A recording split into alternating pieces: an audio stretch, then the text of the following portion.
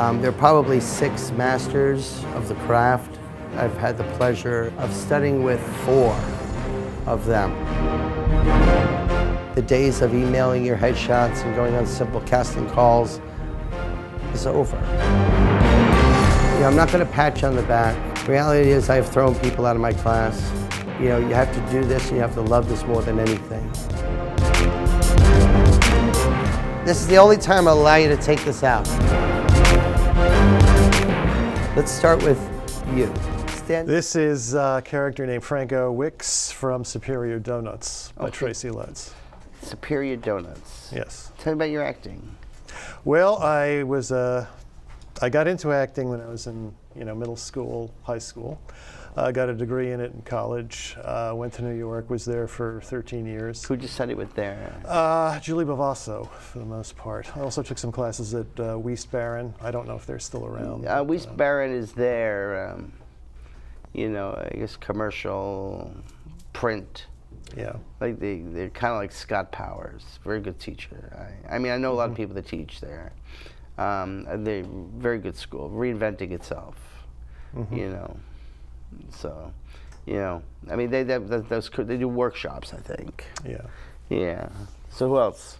I studied with Pat McCorkle there. When I was in college, I was able to study with Lynn Meadow from the Manhattan Theater Club. She taught a course at our university. Okay.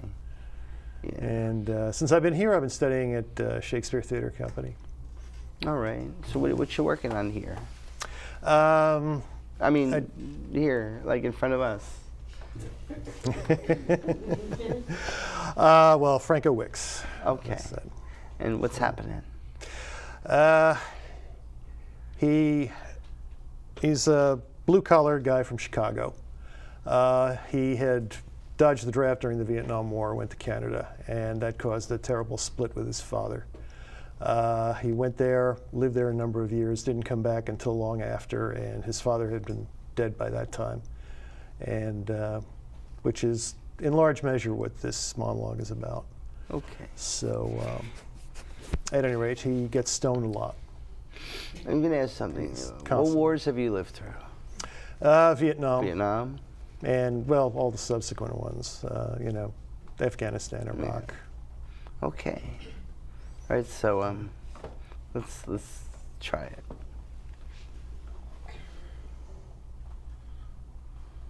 Dad dropped dead, right here, right where I'm standing.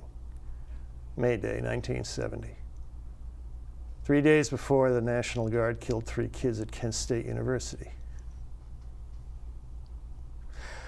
Wonder what the old man would have said about that. What did you do? Couldn't go to the funeral. Mom sent photos, including a snap of these 2 guys from the FBI, just looking around. Looking around at my father's funeral. Seems weird they'd send someone just for me, but they did. It's happy. They're doing fine. We all dread the day when we're going to take it off the draft and put it on your pop. We all dread the day when we're going to lose our family. Your parents are getting up. Are your parents alive or they're passed? No, they've passed. You were there when, they moved on. But, if you weren't there, just as your character wasn't there, I use a lot of substitution. Not a lot of teachers I use substitution. Lee used sense memory, Stella no, Uta Hagen yes, Bill Hickey yes, sense memory, substitution.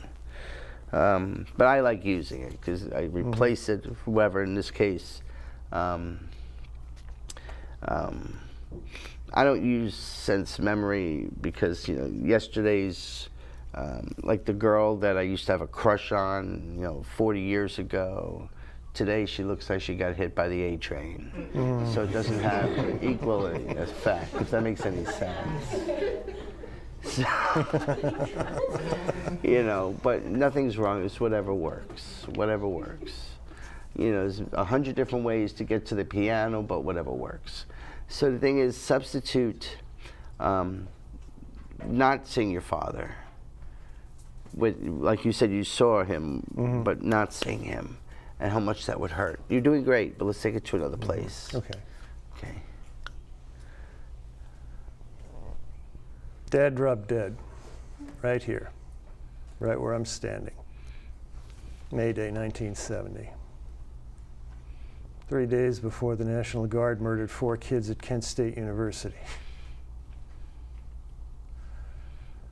Wonder what the old man would have thought about that. What did you do? Couldn't go to the funeral. Mom sent photos, including a snap of these 2 guys from the FBI, just looking around. Looking around at my father's funeral.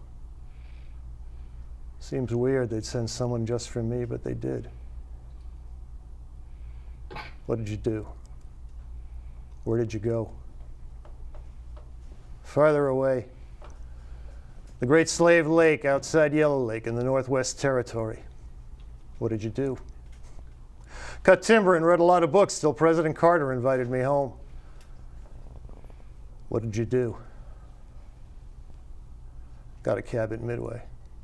Had the driver take me directly to the cemetery. Stared at the old man's headstone there in St. Idlebart's. Remembered the last word he said to me. Coward!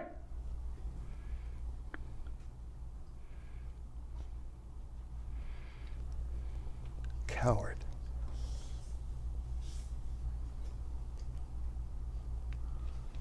Okay. Thank you. You know, sometimes I have a lot to say, sometimes I don't have anything to say. You know, I may say it, you know, when I'm on the train going home, saying, Stash said that. You know, but that was very, very, you're good. Like I said, sometimes I may not have anything to say. But that was very, very moving. I saw the connection. You know, sometimes, you know, people don't need transformation when it's already transformed. I saw a father. I saw focus. I saw tremendous connection. I saw long hair with a bandana. And, you know, someone that didn't want to be and get called to, you know, serve this country. Why should we? You know what I mean? I mean, I'm just saying, just someone that didn't want to. You know, I saw that. And so, you know, I mean, maybe next time I would look for dimensions, you know, layers, you know. Okay. Thank you. All right, well, thank you, John. Thank you, sir. Yeah. All right. All right. All right, well, thank you, Thank John. you, sir. Yeah. All right. All right. And then red, and then a deep There's blue. a gun to your and head. When you're out there doing your monologue for him, you get real-time adjustments.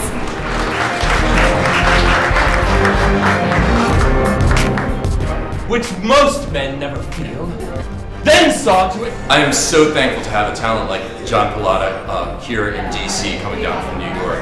That you have for acting and apply it to this. He's also one of the most practical instructors I've ever met in terms of getting that dichotomy of working the business and the craft of acting Take together. it to a deeper place without yelling. In the practice of the art. Yeah.